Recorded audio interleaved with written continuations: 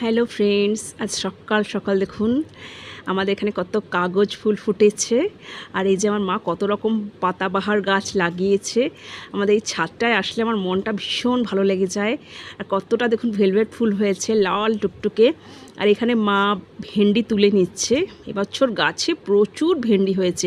আর ভেন্ডিগুলো এক একটা এত বিশাল বিশাল ভেন্ডি যে মানে না দেখলে আপনারা বিশ্বাস করবেন না।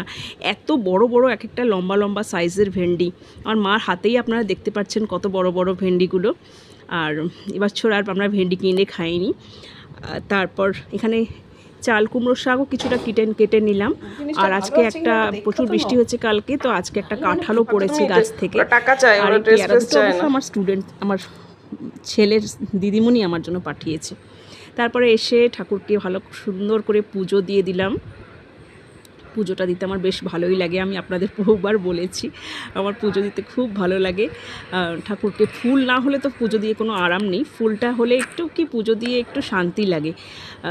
আর আমাদের গাছে এত সাদা ফুল ফোটে যে এই সাদা ফুল দিয়ে আমার ভীষণ ভালো লাগে ঠাকুরকে সাজিয়ে দিতে।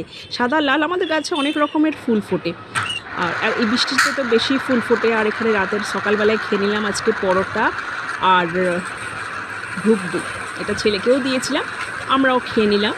যাই হোক, সকালে দুজনে জলখাবার একসঙ্গেই হয়েছে।